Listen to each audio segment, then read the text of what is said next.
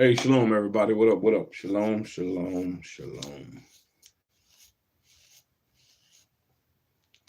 Welcome back to the next episode of Reading with SHILO. What's up, baby? We out here. We are out here.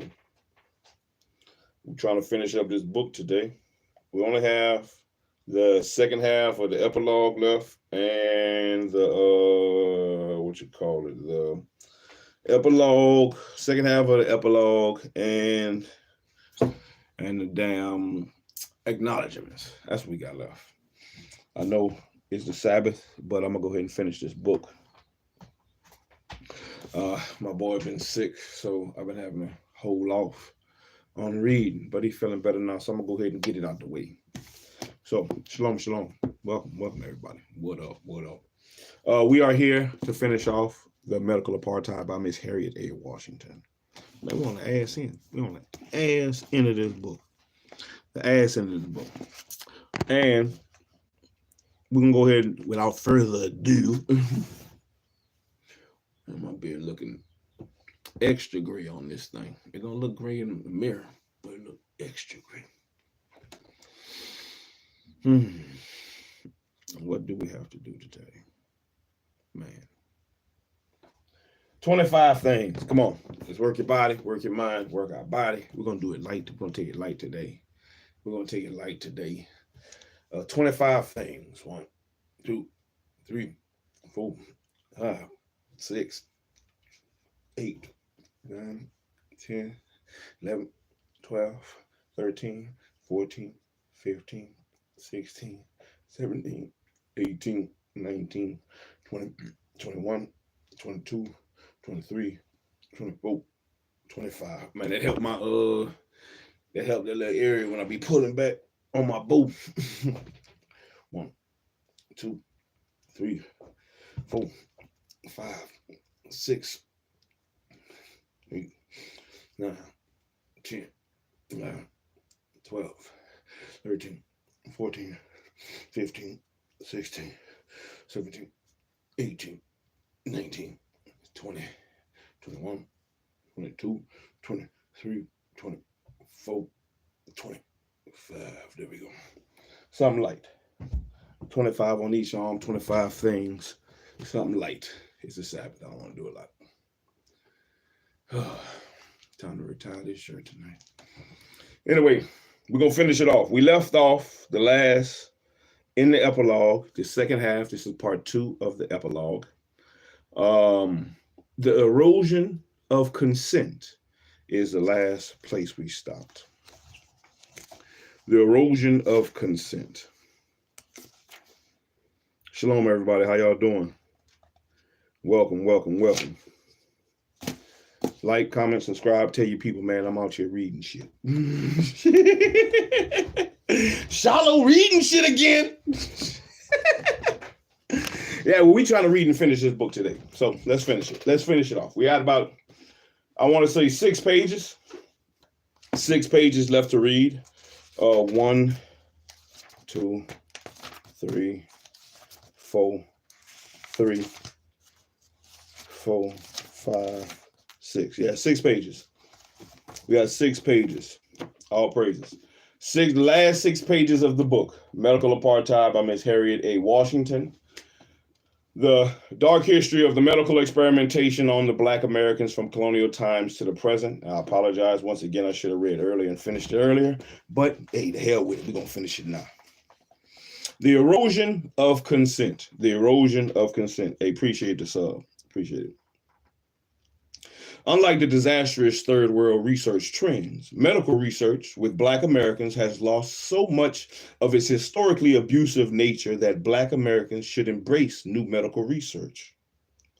After judicious inquiries of their own into any study they are considering, but there are still issues that must be addressed. And until these problems are rectified, Black Americans must embrace medical research warily. These issues include the recent erosion of informed consent, the need for better quality research into Black health issues, the overemphasis upon genetic research and non-genetic issues, and the government's distortion of research with Black Americans. Excuse me. Hold on. Excuse me. Yes, ma'am, mama.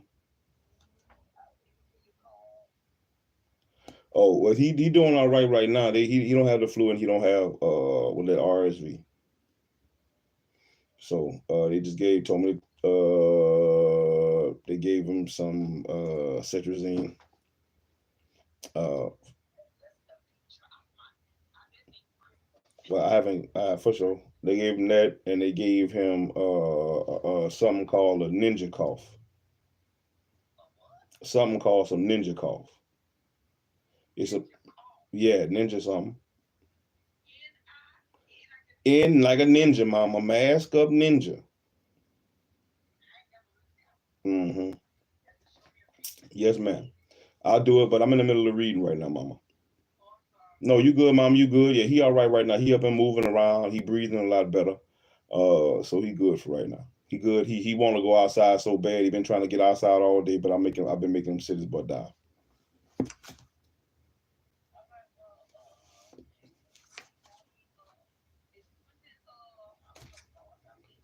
It's already over. Some people are celebrating it right now.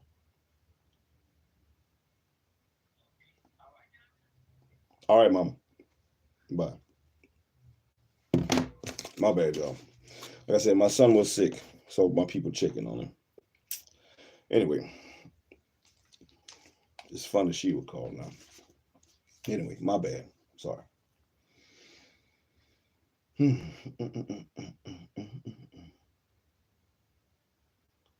These issues include the recent erosion of informed consent, the need for better quality research into Black health issues, the overemphasis upon genetic research and non-genetic issues, and the government's distortion of research with Black Americans to further political and ideological ends. It is the most fundamental tenet of the medical ethics and human decency that the subjects volunteer for the experiments after being informed of its nature and hazards. The hazards is the part that they don't inform people about. Nature, most likely. This is the clear dividing line between criminal and what we are. We may be non-criminal. Excuse me. If the experimental subjects cannot be said to have volunteered, then the inquiry need proceed no further. So testified Andrew Ivy, MD, chief witness for the prosecution in the Nuremberg doctor's trial. Now, the Nuremberg Code was instituted in August of 1947 by Americans judging 23 physicians and scientists to ensure that the horrors of abusive medical experimentation never again be visited upon the world. Its very first line is ambiguous. The consent of the subject is absolutely essential, but American research culture increasingly disagrees. In October of 1966, the Department of Health and Human Services passed a 21 CFR 50.24, a regulation that robs seriously ill emergency room patients of the rights to informed consent. This allows researchers to legally enroll such patients in medical research studies and test experimental therapies on them without their consent. Ooh-wee.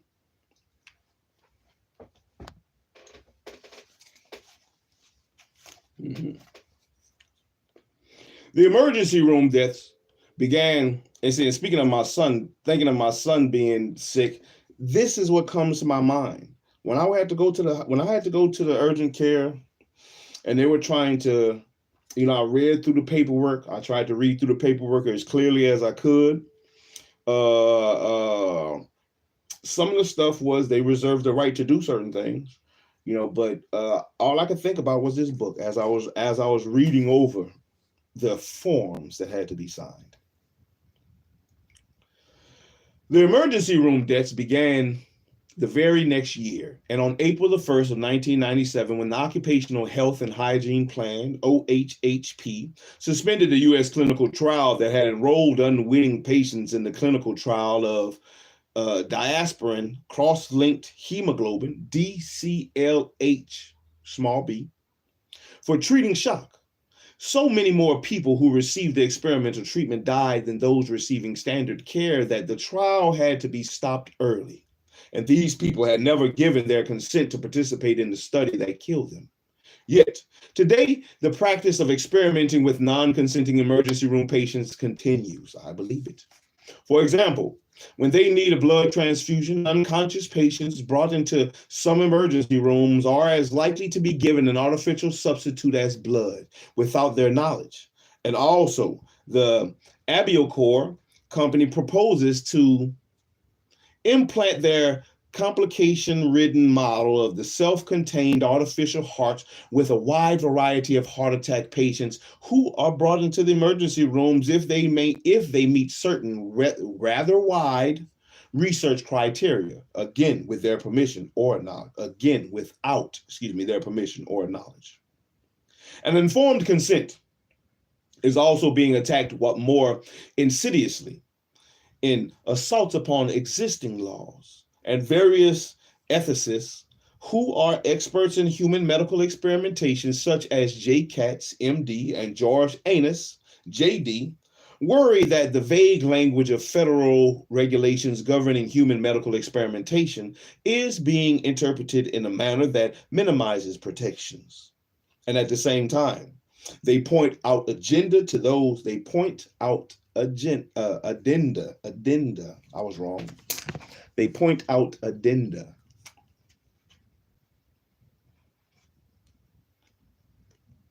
to these regulations that further curtail I'm tripping.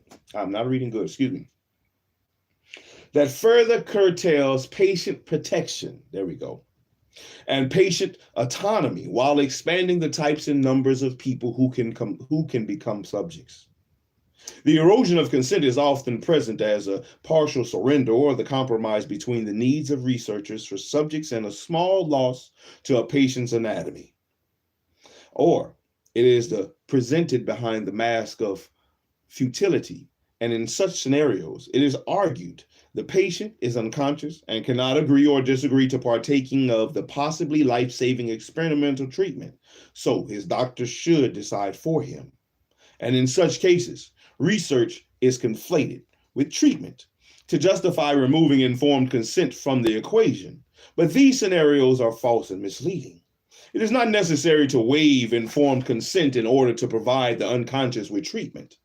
Laws already exist that permit doctors to offer the best available treatment to patients who are comatose and unconscious, underage, or in other ways unable to consent to treatment. But these laws do not extend to experimentation, and rightly so. Treatment focuses upon the patient's needs. Experimentation focuses upon the researcher's needs. And no matter how much those researchers may invoke possible or future benefits for patients. In fact, these studies are typically randomized, which means that the computer, not the doctor, determines what experimental therapy will be administered. This may not be the best treatment for the patient, nor the therapy the patient would choose.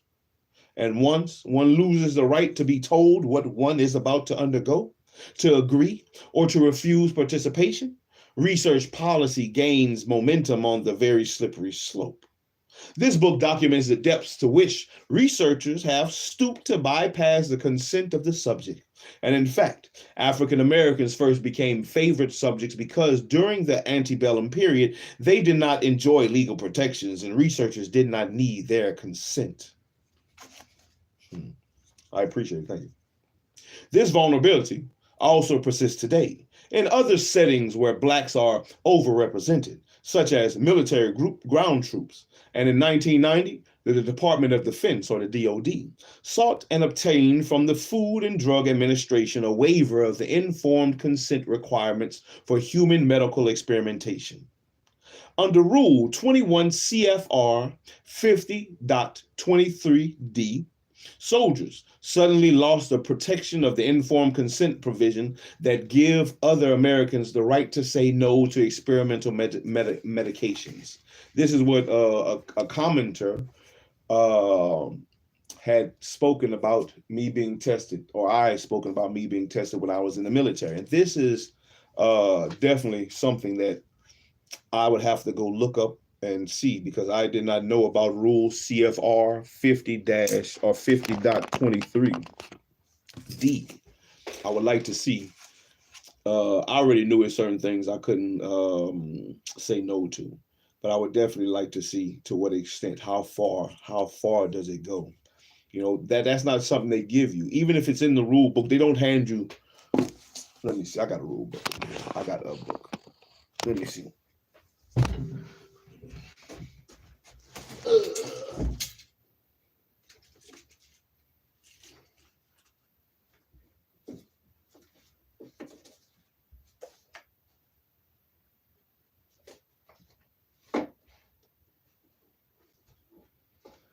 Oh, let's see what I got. Fuck it.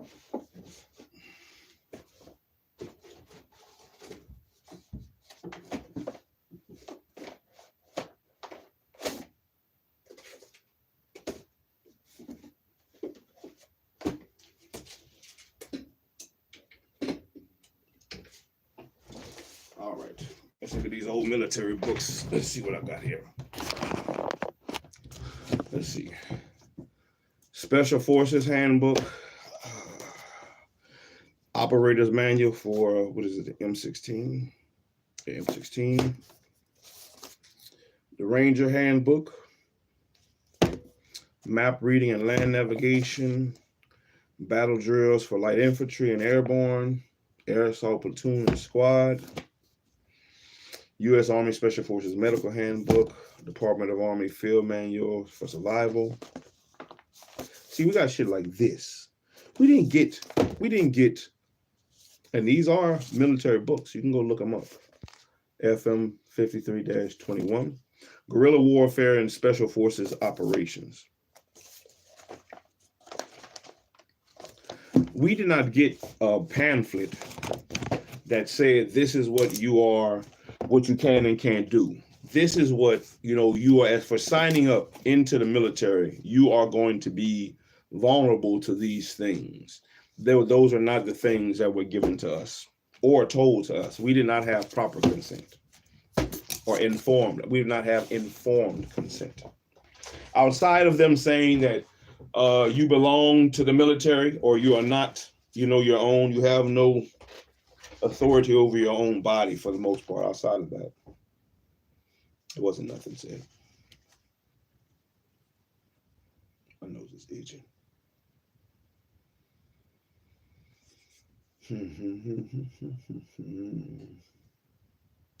Under Rule 21 CFR 50.23D, soldiers suddenly lost the protection of the informed consent provisions that give other Americans the right to say no to experimental medications. The DoD forced them to accept experimental drugs, including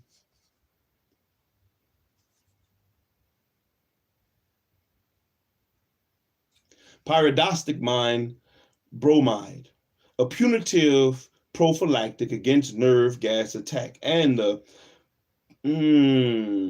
pentavalent. There's some shit right here I need to look up.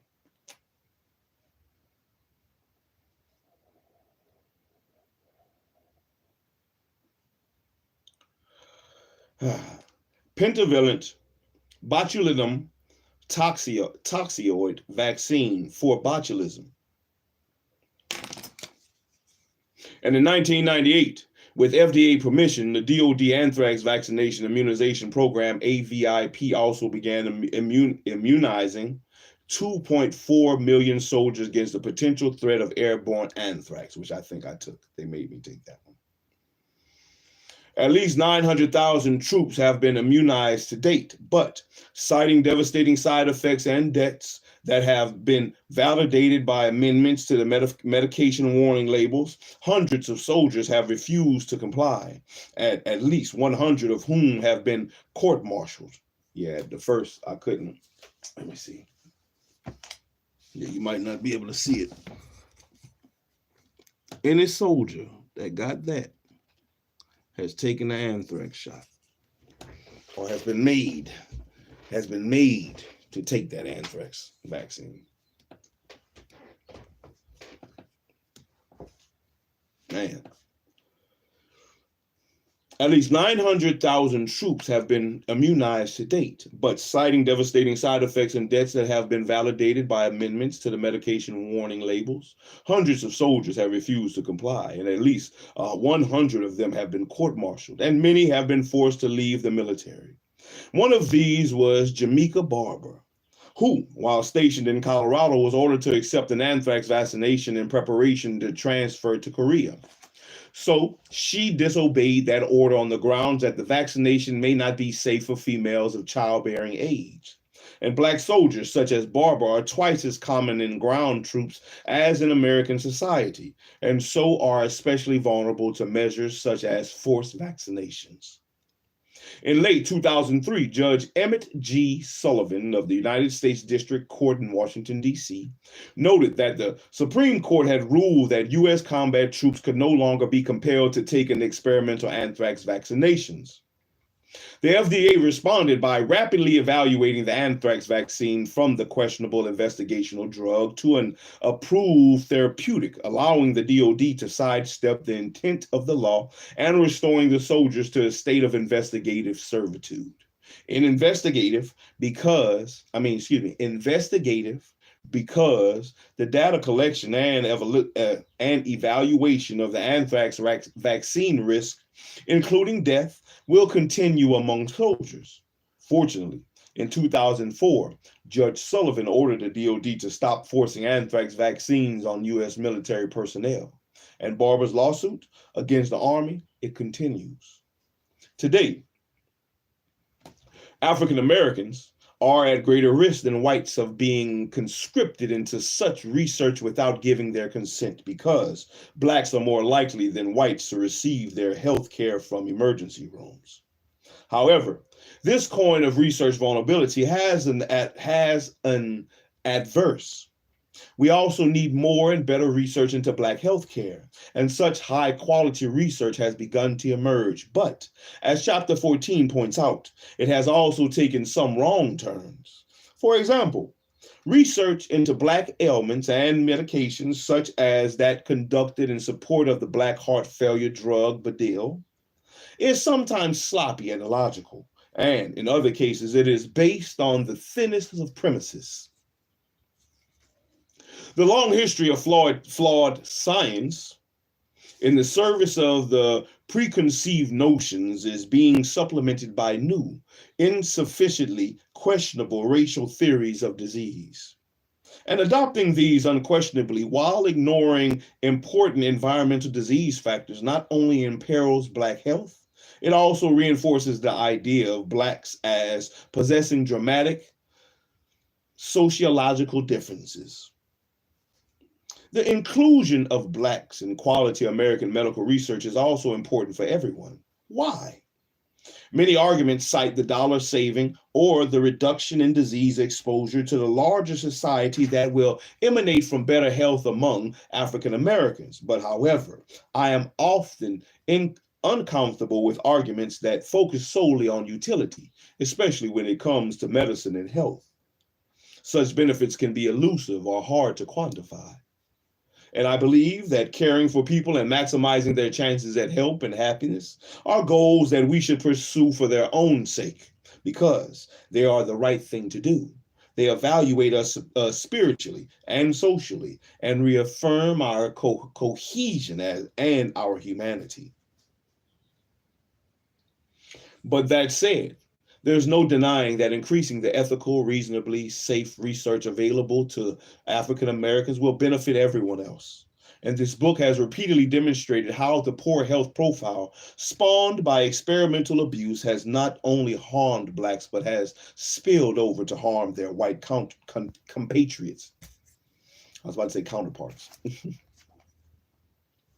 Pathogens, for instance, are notoriously democratic. Excuse me. Man. Hey, please go give me a bottle of water, please, sir. You come give me a hug, and I'll take the hug, and then I'll take me a bottle of water, please. Can I have me a bottle of water? Yes, sir. All right. How you feeling? Good. You sure? Yes, sir. All right. Let me feel it.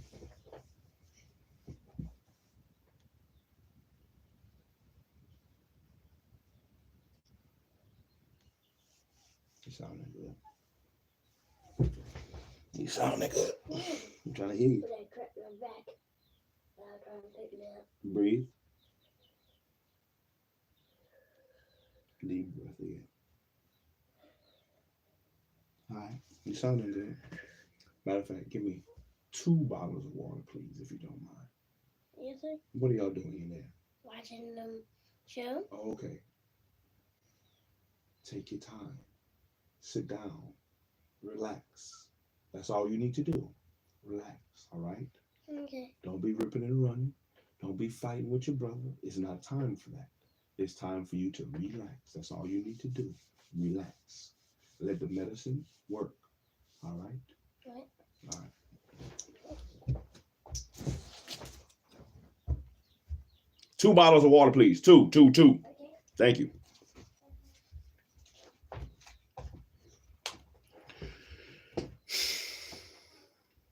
Had African Americans not been excluded from the early AZT therapy on the basis of flawed HIV treatment, clinical trials that largely excluded them, would the number of HIV-infected African Americans be lower today?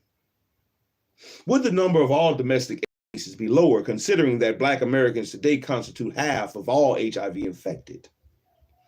Is it too late to know now, but not too late to be better racial recruitment for the next HIV clinical trials? The fallout extends beyond infectious disease. And for example, Donna Christensen, MD, who represents the U.S. Virgin Islands in Congress, has observed that the percentage of Black Americans who are insured, who are insured is lower. Now, how many pages you got left? About 4, sir. Okay. Thank you. 4 pages I got left. That would take a little long. Mm-hmm. These uninsured people raises the rates of healthcare cost of all Americans, she said. We're getting to the hospital late, using much more expensive care. We're really driving up the cost of healthcare. And hey, I am reading. I can hear y'all, sons. So what do y'all need to do, sons? Okay, you can come in here and listen. I do not mind. You can come in here and read, listen to me read. That's fine. I'd rather you do that. But if you're not going to do that, sons, then you need to exit yourself, go to the front of the house, and watch something while y'all can before I cut it off, son. Do you understand? Yes, sir. Okay, thank you. Yes, y'all welcome to come back here, but you're making too much noise. Don't come back here making noise.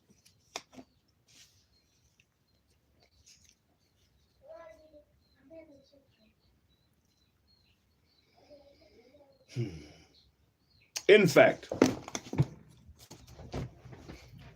a decade ago, research by Harvard School of Public Health professors Ichiro Kawachi, MD, and Deborah Prothal Stith, MD, explained that this public health phenomenon in detail and even quantified it, emerging with what was popularly referred to as the Robin Hood Index. The shorthand is the public health suffers more in the nations with the greatest inequities in health, and that the middle class suffers nearly as much as the poor from inequities. In the United States, which has, for example, one of the world's greatest disparities in income between the haves and the have-nots, we have not only the greatest health disparities, but the greatest health cost burdens for the most white middle class. In short, whites should care about quality medical research for African Americans because its dearth has generated needless pains, suffering, anger, and costs that continue to permeate the fabric of our entire nation. It is not only the racial tragedy, but also an American tragedy. For their part, African Americans cannot afford passivity. Seneca said, "It is part of the cure to wish to be cured." When it comes to medical research, That wish must be awakened in African Americans, and African Americans should not shun life-saving research. Indeed, they cannot afford to do so, and instead, they must carefully scrutinize research initiatives before becoming subjects. But we must do more. We must also address the dearth of therapeutic research in areas that affect the health of African Americans most dramatically, and what changes are necessary to achieve this.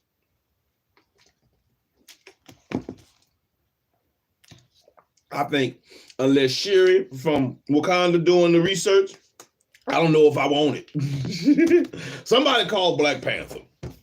Tell Wakanda we need him.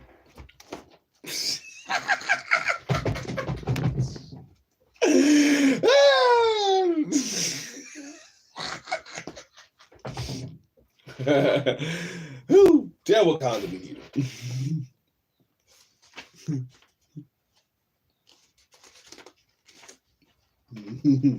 Repair the system of institutional review boards, IRBS. The IRBSs judge the scientific and ethical acceptability of proposed studies on human subjects. However, a string of abusive experiments have revealed that the nation's 5,000 IRBs have failed to perform their role of protecting the public, and African Americans in particular. In June of 1998, the Department of Health and Human Services, the HHS, report concluded that IRB staff are inadequately trained, subject to conflicts of interest, and overwhelmed by too many cases. The Office of Protection from Research Risks, the OPRR, requires IRBs to have a minimum of 5 members, and at least one of whom must have primarily scientific interests.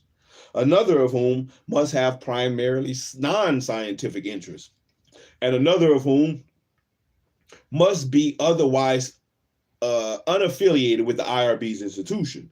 But most IRB members are scientists affiliated with the organization in question, and even the lay members tend to have loyalties to their home institution.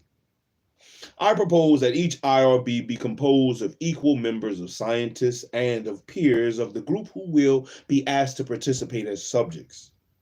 Some may object to lay people that lay people will be unable to understand enough about scientific experiments to judge their suitability and value. But as a medical communicator, I doubt this. I know many skilled and motivated scientists who routinely convey complex information to many people, and although I do so may require some preparation, and although to do so may require some preparation and effort, moreover, if a project cannot be explained to laypersons in an IRB meeting, how does the researcher propose to explain it to the potential subjects, as he must do by law? I also propose that each IRB include a medical ethicist, there we go, ethicist, that sounds better. To include a medical ethicist and, if possible, a medical historian. Stop the erosion of consent. Stop the erosion of consent. Ban expectations to informed consent. Recognize the right of every patient to say yes or no as an absolute value, and cease designating groups such as soldiers, unconscious emergency room patients, and third world experimental subjects as appropriate subjects without their input. When physicians are faced with a patient who is unable to consent because of his or her medical condition, and whose condition requires treatment before the family member or other proxy can be consulted, I propose that the patient be treated as if the physician had no research protocol to worry about. Treat him or her. But don't enroll that patient in a study. Instead, use the best known treatment for that particular individual. Yeah, they ain't gonna do that shit. Institute a coordinated system of mandatory subject education.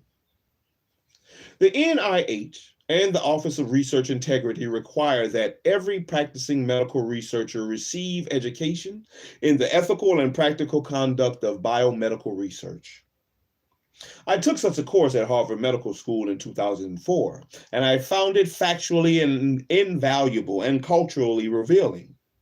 I propose that prospective research subjects be given the same advantage, and every institution that receives governmental funds to perform research should be required to hold approximately 3 classes that equip subjects with information about how research is conducted, what risks and benefits are inherent in different types of research, and what their legal rights are and moral responsibilities are. What sort of questions should they ask, and how they can maximize their chances of getting their desired result from the clinical trial they enter. Except for seriously ill or otherwise incapacitated patients, only people who have completed this course should be eligible to participate in government-funded clinical trials, and only they should be permitted to serve in IRBs. Embrace a single standard of research ethics. Embrace a single standard of research ethics.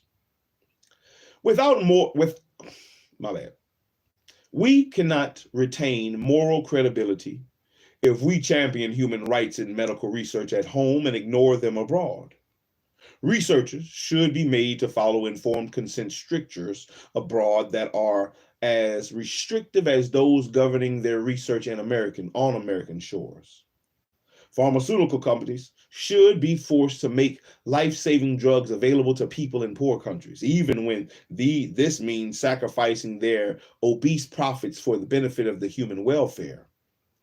Because the federal government sponsors much of the research that enables pharmaceutical companies to develop vital medications, the federal government should take advantage of its legal right either to force manufacturers to lower their prices or to suspend patent enforcement in poor countries. However, more important than any of the above recommendations is the need for African Americans to set their own research agendas. Black patients must take ownership of medical research issues, as they have done with so many other complex health issues, from AIDS to environmental racism.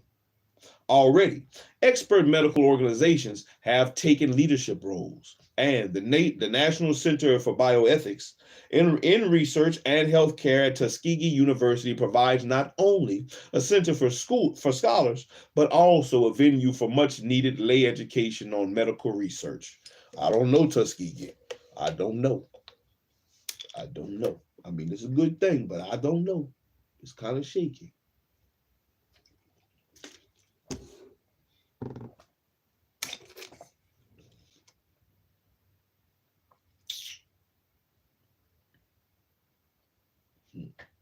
The National Medical Association has also spearheaded patient education through its Project Impact, which has helped Black Americans to navigate clinical trials safely by providing brochures, websites, and access to experts. Nobody want no damn brochure. Keep your brochure jive, turkey. African Americans and other health organizations must continue and expand the work of these pivotal groups. And much of this can be done close to home through church health fairs, social organizations, and community activism.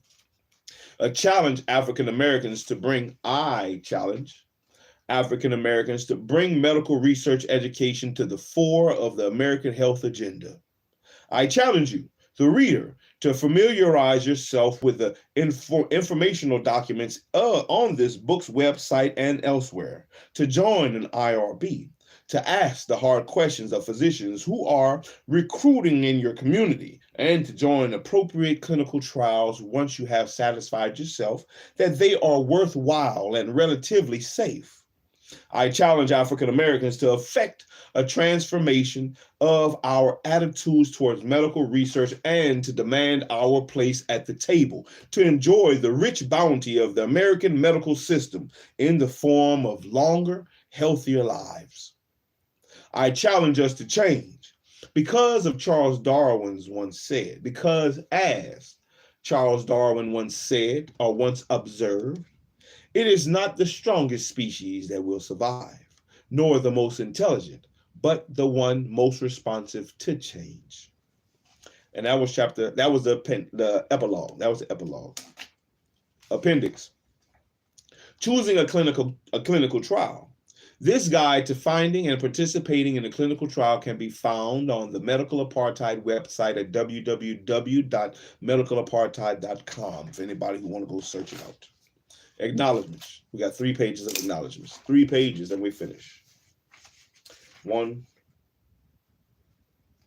2, 3. Yeah, 3 pages.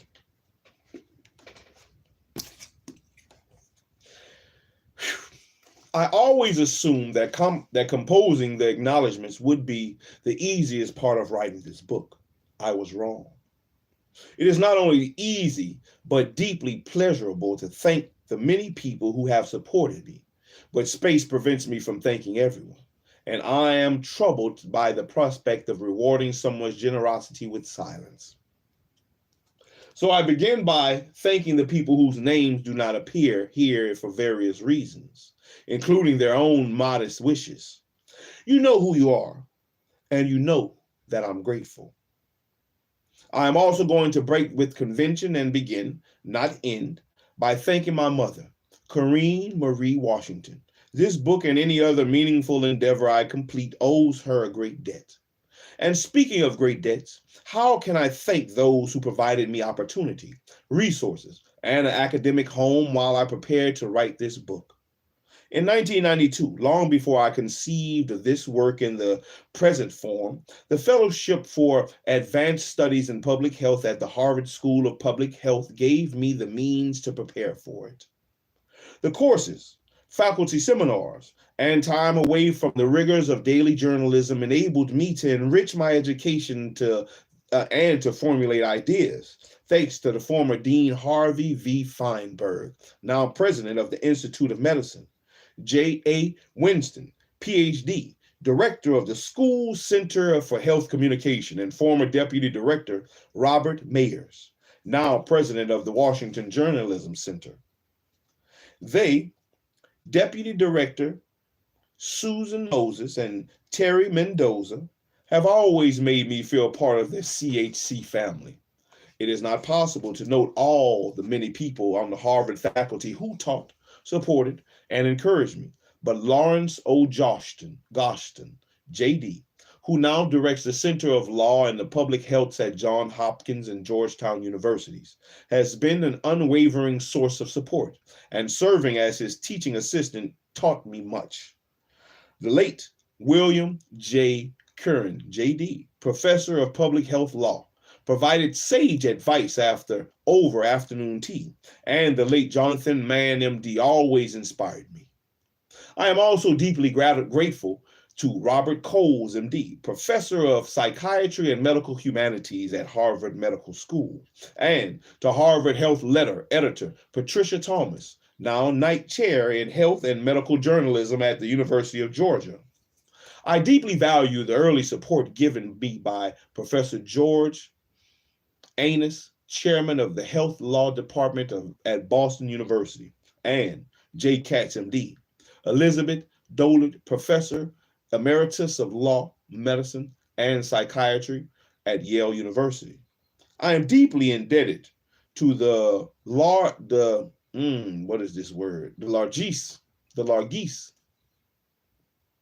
to the largest, I guess that's not the largest, to the largesse and openness. Let's see what it is. Let's see what the hell this word is. Largesse, L-A-R-G-E-S-S-E. Let me write it down. Let's see what it is. L-A-R-G-E-S-S-E. Largesse. Largesse or largesse. Which one is it? L-A-R-G-E-S. Is it 2 S-E-S? S-S-E.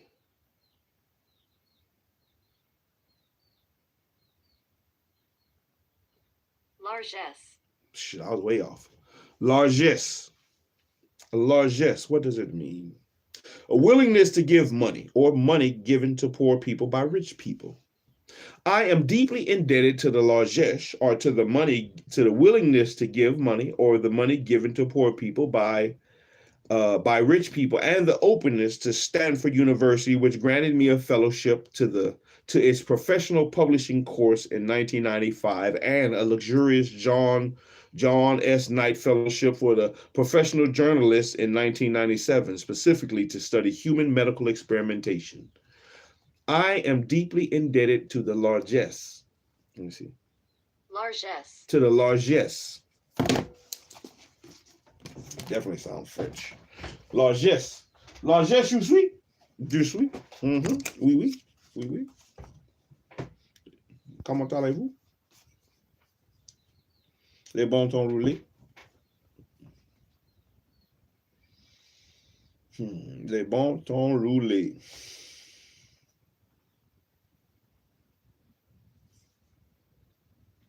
The famously accomplished James V. Reiser, J.D., Professor Emeritus, provided not only an impossibly high standard of journalistic excellence to yearn towards, but also a wealth of support and guidance.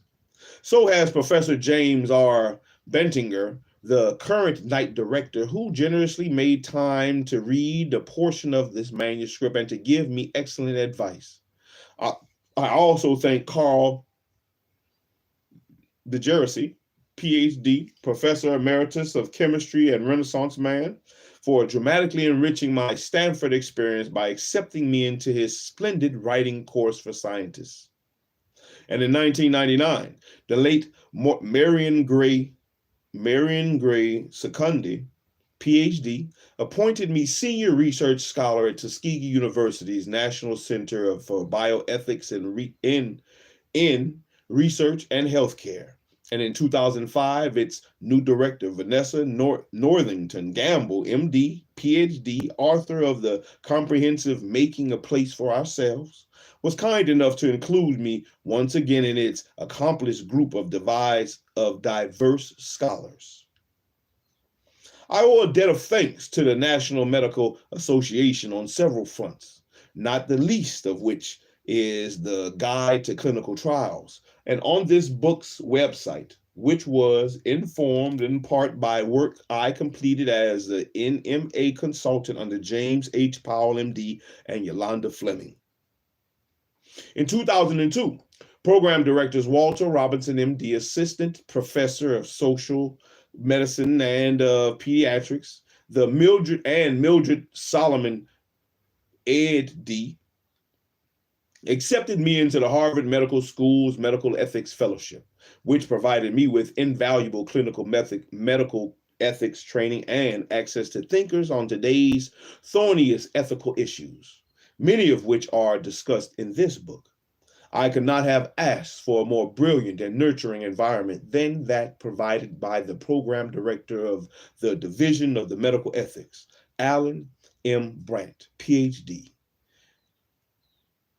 Emily Moses Cass, Professor of the History of Medicine, and by Brian Good, Director of the HMS Division of the Medical Ethics, who generously extended my fellowship so that I could more easily complete this book. And so many physicians and ethicists added to my understanding of research ethics that I cannot possibly list them all. But Robert Truog, MD, HMS Professor of Anesthesia and Medical Ethics, graciously expanded on the intricacies of the brain death in response to my endless flow of questions. I am grateful to those who invited me to present my work in conferences and seminars and offered invaluable feedback, including June Jackson Christmas, MD, Medical Professor Emerita at Cooney Medical School, CSCUNY, Cooney Medical School, Lorraine Cole, PhD, President and Chief Executive Officer of the National Black Women's Health Imperative, and Stephen B. Thomas, PhD, Director of the Center for the Minority Health of the University of Pittsburgh. Volker Rake, MD, Director of Institute for Geschichte der Medizin, Universität Gießen. It's in German. It was in Deutsch. Deutsch. Speakers die Deutsch. Guten Tag. David J. Rothman, PhD, and Sheila M. Rothman, PhD, directors of the Columbia University Center for the Study of Society and Medicine, and Cecile Caldwell, Vutility, and Florian Nika of the Foundation Broker in Geneva, Switzerland, as well as Rodney J. Reynolds, founder and publisher of the American Legacy magazine. The expertise and generosity of various libraries and librarians have been central to the development of this book. I did much of the early research at the New York Academy of Medicine Library on Fifth Avenue, and its former director, Edward T. Moorman, PhD, the former librarian of the College of Physicians of Philadelphia and the director of the Francis C. Wood Institute for the History of Medicine, took me under his wing, providing encouragement, support, and incisive criticism. Wayne J. Furman, director of the New York Public Library Center for Scholars and Writers, gave me access to not one, but two urban areas. The Wetherham Study and the coveted berth of the Frederick Lewis Allen Room, until this book was completed. And the librarians of Harvard Countway's Library of Medicine also provided esoteric papers, images, and memoirs, as did the staff of the National Archives, especially Michael P. Music and Sharon Cooley. I also thank the staff of the New York Writers' Room, that incomparable haven for scribblers, and the Alfred P. Sloan Foundation for the Science Desk Award, which subsidized the initial work on this book and several other projects. I am sorry that space prevents me from acknowledging the scores of physicians who have helped me to illustrate the question posed in this book. I would especially like to thank James Bowman, MD, Professor Emeritus in the Department of Pathology, Medicine, and Genetics at the University of Chicago. Benjamin Roy, MD, of Atlanta, Georgia. Joy Carter, MD, former Chief Medical Examiner for Harris County, Texas. And Professor Robert Murray, MD, Professor of Genetics at Howard University. Clive O'Callender, MD, Chairman of the Department of Surgery at Howard University Hospital. Victor McCusack, MD, Professor at the Johns Hopkins Hospital. Professor Martin S. Pernick, PhD, Associate Director for History and Medicine at the University of Michigan and an early inspiration. Ruth Lawrence, MD, Professor of Pediatrics, Obstetrics, there we go. Obstetrics and Gynecology at the University of Rochester, who has been a role model to the entire generation of women healers. In the realm of inspiration, I perhaps owe the most to Benjamin S. Carson's, Senior, MD, humanitarian, best-selling author of The Gifted Hands, and Chief of Pediatric Neurosurgery at Johns Hopkins Medical School for our many long discussions of a decade ago. In him, I discern how the spirit of scientific endeavor is perfectly compatible with the faith in God, humility, and dramatic medical innovations that are devoid of any hint of exploitation. Ew, my nose is itching. My fellow writers have been generous and encouraging, particularly Elaine Wolsom, Pulitzer Prize winning author of Plutonium Files, an elegantly written chronicle of the nuclear devastation unleashed upon unsuspecting Americans. And Alan Hornblum, author of The Acres of Skin, invited me to Philadelphia and introduced me to the prisoner subjects on whose behalf he still labors.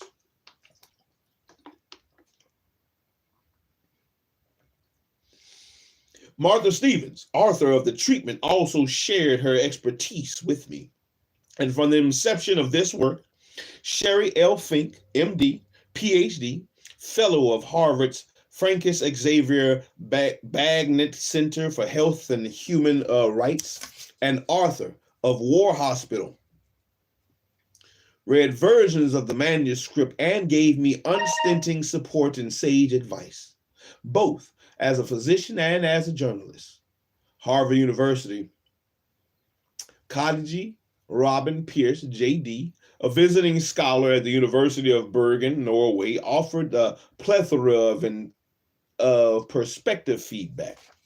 And Evan Winklers, MD, PhD, fellow of the Department of the Hematology and Oncology at the University Hospital, Munich, offered excellent feedback on my ethical arguments. And Dr. Med Frank Winkler, Department of Neurology, University of Munich, developed his expertise to elucidate the tangled neurochemistry of fenfluramine challenge.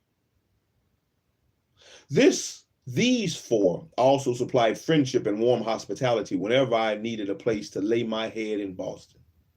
Now, other writers read portions of the read portions of the manuscript and made helpful suggestions, including Dawn M. Bracely, Robin Curie, and members of the peerless writing group of Annie Murphy Paul, author of The Cult of Personality.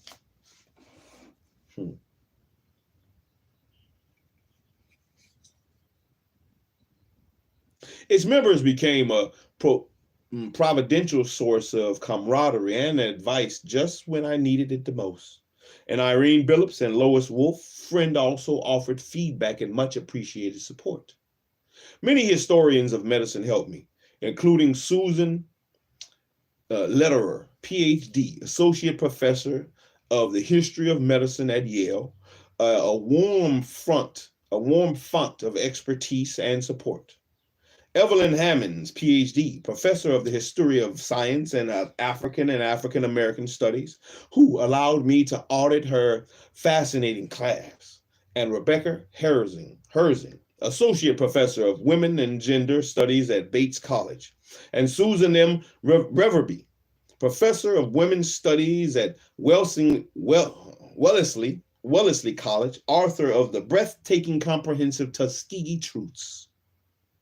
I also learned much from discussions with Vernilla R. Randall, RN, JD, MPH, Professor of Law at the University of Dayton, and Mario Cooper, JD, Director of Leading for Life, Harvard's AIDS Institute.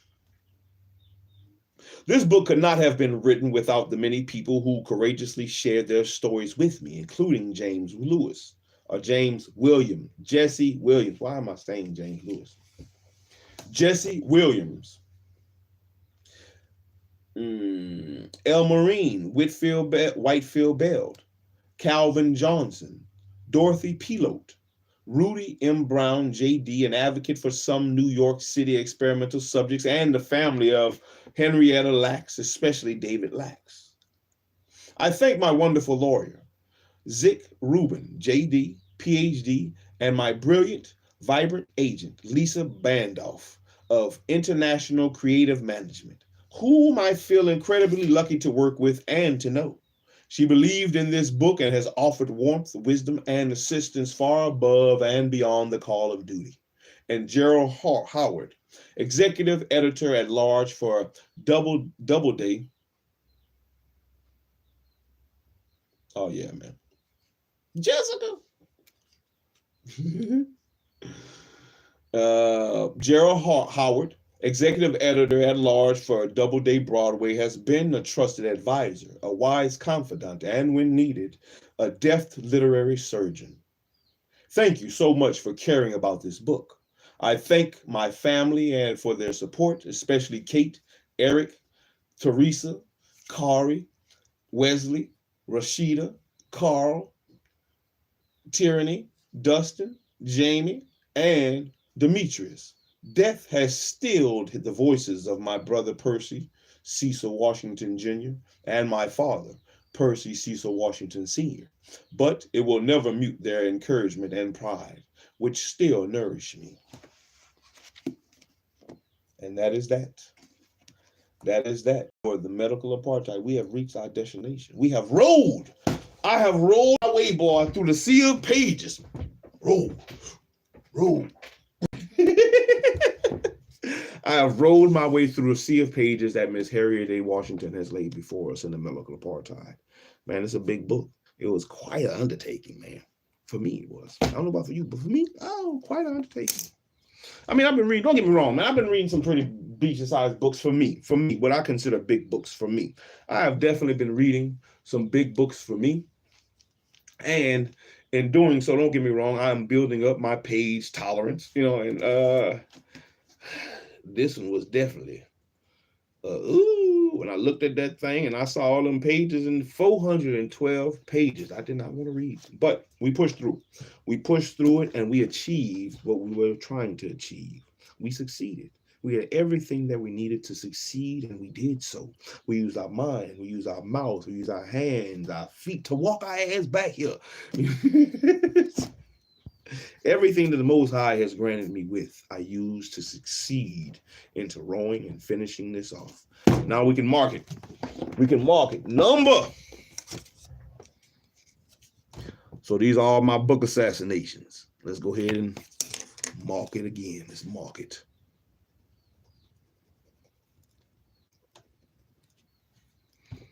I'm on 24 books assassinated.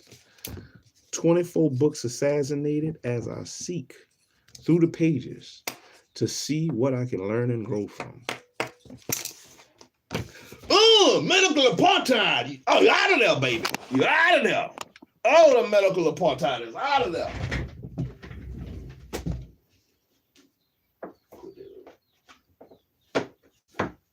Oh, we finished. We have finished the medical apartheid. Now it's time for some more books. Some more shit.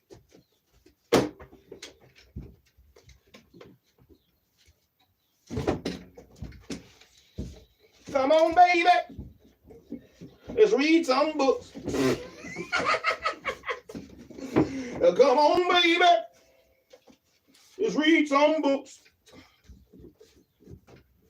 I gotta put my stuff back, man. I don't want it to be cluttered and all disorganized out the way. All right. The next book on the list. The next book on the list, which I'm ready for.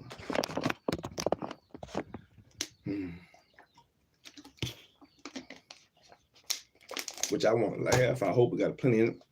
The next book on the list is the book of Patrice O'Neill, based on the philosophy of Black Phillips, written by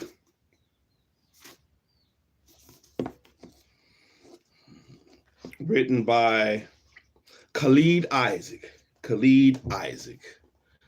The book of Patrice O'Neill, based on the philosophy of Black Phillips by Khalid Isaac, will be the next one on the list to be read.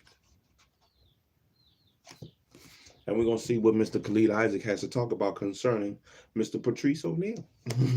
I think it's going to be a funny one. I think it's going to be an exciting one. And we're going to see what the Sea of Pages has to offer us, what the Sea of Pages has to offer us. But I think we moved along pretty good. Once again, man, my nose is itching like crazy. Oh, man. Oh, I see you trying to hide right now, boy. Oh, I see you. What's up, my boy? How can I help you, my boy? What You done reading? Yes, sir. I just finished, but I'm not done with the video. But I'm done reading. I finished the book. A book down. Can I get some? Oh, I finished reading that thing, man. I finished reading that thing. What's up? I know what you ready for. I know what you gotta wait, sucker. Yeah, anyway. So we worked our body, we worked our mind. Let's work our body again. And once again, it's gonna be light for me. 25 things. Do 25 things, man. Do something. Get them Mario things out of my thing, boy. Don't make me get you. Don't make me get you. Come here. I'm gonna use you. Let me use you. I'm gonna use you as my 25. Huh? No, I'm gonna use you as my 25 things. Come on. Yeah, come on. Come on. Let's go. Oh, you got to. Let's go. This is not what I expected. Well, you better expect something. Give me your feet. Come on, give me your feet, boy. Oh, I know what you're doing. Okay, let's get it. 25 of them, all right? 1, 2, 3, 4, 5, 6, 7, 8, 9, 10. I got you. 11. I got you. Stop putting it on me, boy. I got you. 12. I got you. 13. 14. Stop. Hey, you better stop pulling on me. You're going to make yourself fall. Well, close your eyes then. 15. 16. 17. 18. 19. 20. 21. No, yeah, boy, you better stop moving, boy. You better stop moving. 22. 23. 2 more. 24. 25. There you go. Bam. Oh, Lord. Oh, I'm out with you. About 25 cents. Hey, give me that on the floor right now. Give me that. Let me see that. Let me see what that is. I might could use that. I think I can. I've been looking at. Get that out of my face. Oh, I want to see that sucker. Boy. Boy. Jumping Jehoshaphat. All right. Yeah. Well, happy Sabbath, everybody. I was just trying to get that out the way real quick. I should have finished that book this morning, but I had prior engagements. My boy came first. Back up. Back up. Why you after my screen? I'm trying. So, get on my screen. So yeah, man, I hope everybody has a wonderful Sabbath. You know, catch me tomorrow or later on. Tomorrow, we'll come back tomorrow with the Sabbath reading, where we'll pick up in, give my Bible back. Give my Bible back.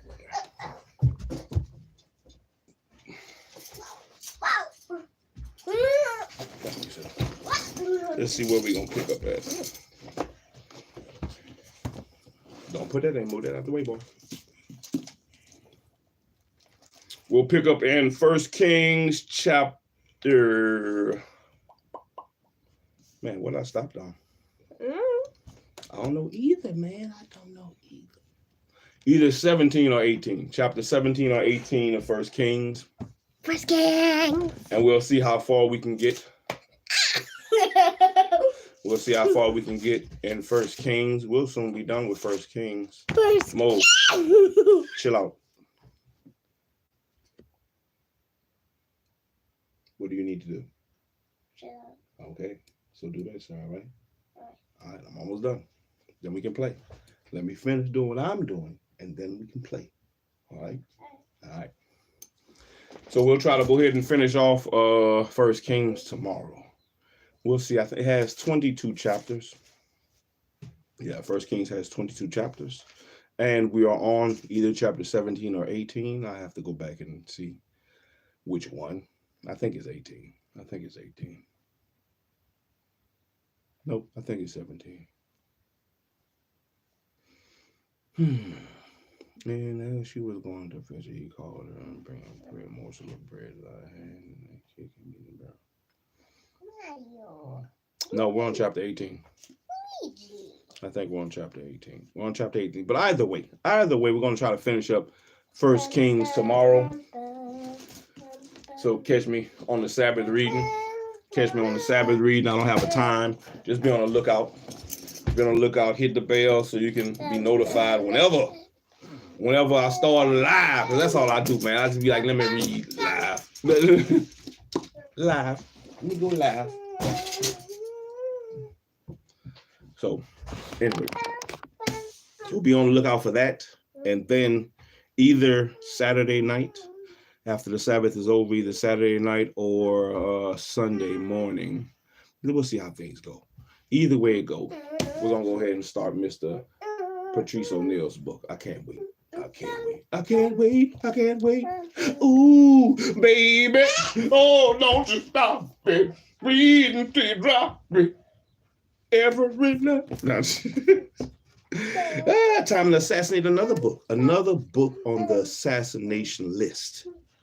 And I'm ready to assassinate this one. I want to assassinate this one. Or I want to. Woo-hoo. It's in my mind. Ooh, you ain't never want to assassinate a book so bad. And I'm going to keep doing my part, man. SHILO Hammer, destroy our worlds. I'm out here. Keep doing my part. Little bit by little bit, man. One book at a time, one episode at a time, one session at a time. One chapter at a time, one part at a time, one page at a time, one paragraph at a time, line upon line, here a little and there a little, until we can find something to learn and grow from in any of these books, any of these sea of pages that we start to roll our way through, that we take the endeavor to finish. So we're going to keep trying that. We're going to keep doing so. We're going to keep trying to build a better habit, build a better us. As long as we have everything that we need to succeed, then we can do so. So keep pushing it forward, everybody, man. Shalom. Happy Sabbath to y'all, man. Like, comment, subscribe. Tell your people. SHILO out here reading shit.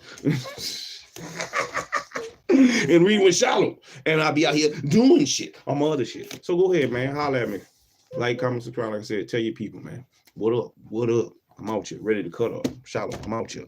Happy Sabbath, everybody. Catch you on the next go. I'm out here.